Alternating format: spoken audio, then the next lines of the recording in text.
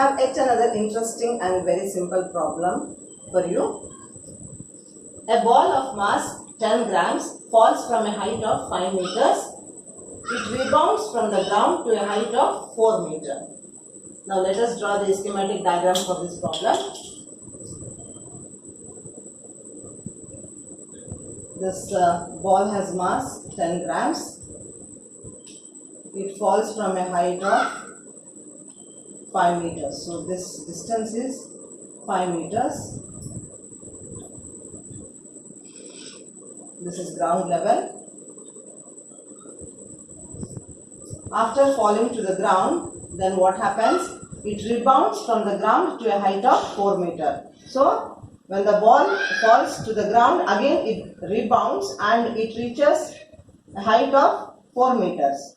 Let us take this distance as 4 meters. This is when the ball rebounds.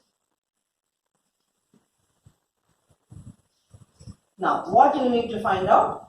Find the initial potential energy of the ball. Now, initially the ball is at a height of 5 meters. So, naturally, as we have learnt, the ball will have gravitational potential energy, and that gravitational potential energy is the initial potential energy of the ball. Now, for solution for a question, the initial potential energy will be equal to W is equal to, or you can write, U is equal to mgh.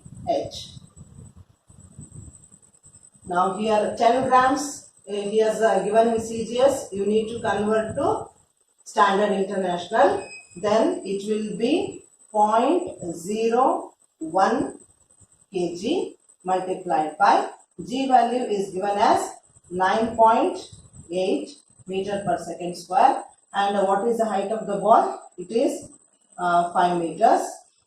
Now if you simplify this, you will get 0.49 joules. This is the initial potential energy of the ball, because the ball is at a height of 5 meters. Now let us go to the second question. Second question, what you have to find out? Kinetic energy of the ball just before striking the ground. So as the ball reaches the ground, then what happens? The potential energy gets converted to kinetic energy. So there is interconversion of potential and kinetic energies. The kinetic energy of the ball before striking the ground will be equal to initial potential energy of the ball only. So we can write the kinetic energy of the ball before striking the ground will be equal to initial potential energy. Why? You can just note the justification here. Since potential energy gets converted to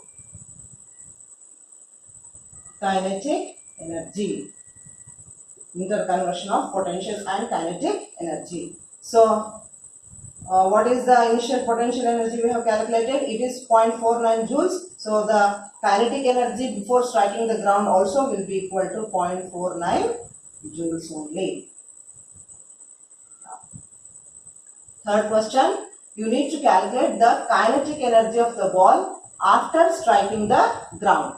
Now, here if you observe this question, once the ball strikes the ground, it is rebounded, and after rebounding, to what height it is reaching? It is attaining a height of 4 meters. Now, the kinetic energy of the ball after striking the ground will be equal to the potential energy of the ball at a height of 5 meters. So, here we are not provided with the velocity of the ball, and we also know that the kinetic energy will be converted into potential energy. We have the data for potential energy, so if you calculate the potential energy, that itself gives the kinetic energy of the ball after striking the ground. Only that what is the height you have to take here for this question? You have to take a height of 4 meters, because it is reaching a height of 4 meters after it rebounds once it strikes the ground. So kinetic energy of the ball after striking the ground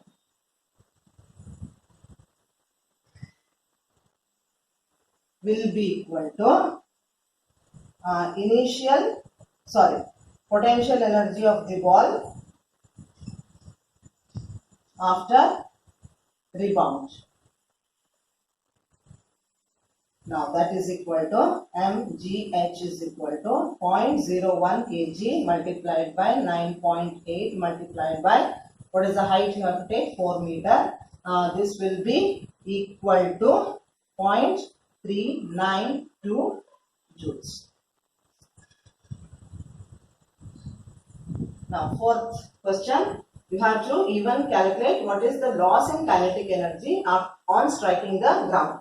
Now in the second question, what we have calculated? The kinetic energy of the ball before striking the ground, and now we have calculated the kinetic energy of the ball after striking the ground. You can observe that there is a difference in the kinetic energy. So you can even observe that there is a loss in the kinetic energy here. Now what is the loss in kinetic energy? Loss in kinetic energy will be equal to 0.49 joules minus 0.392 joules. That will be equal to 0.098 joules. Now this loss in energy, how it is getting reflected? It is getting reflected as heat energy and sound energy once the ball strikes the ground. So you should remember that this loss in kinetic energy appears as sound energy and heat energy once the ball strikes the ground.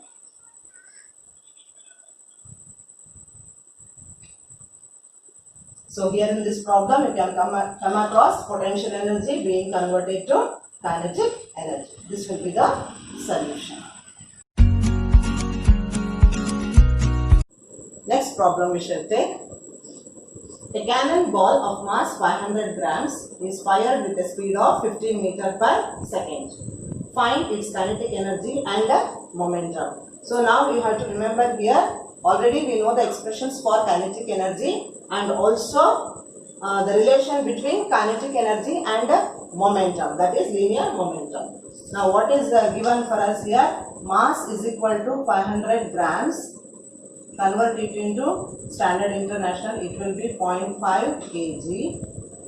Now speed, that is velocity or speed, is given as 15 meter per second. Very simple problem. First question, what you have to find out? Kinetic energy K is equal to half mv square.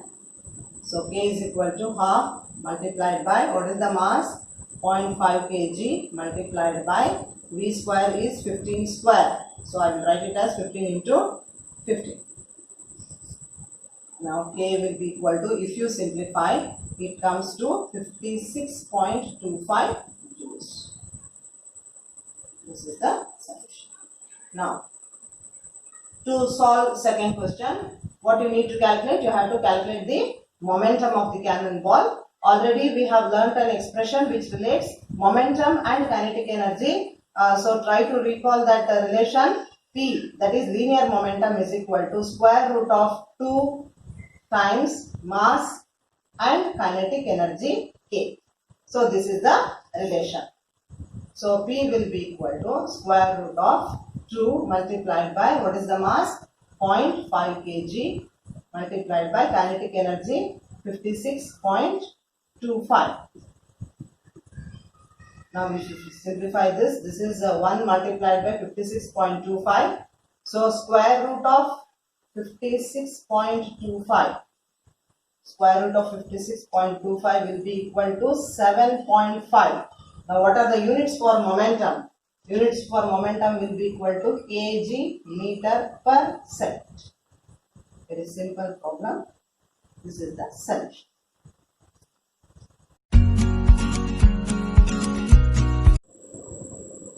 I have assignment for you. A truck weighing 1000 kilogram force changes its speed from 36 km per hour to 72 km per hour in 2 minutes. You need to calculate the work done by the engine and also its power. G value is given as 10 meter per second square. So here you just remember, I have given you the hint also. You have to calculate speed from kilometer per hour to meter per second. For that, you multiply the number by 5 by 18. And secondly, the work done by the engine here, for that you need to calculate the kinetic energy. Why? Because the truck is moving and it is changing its speed. So, good luck. See you in next video.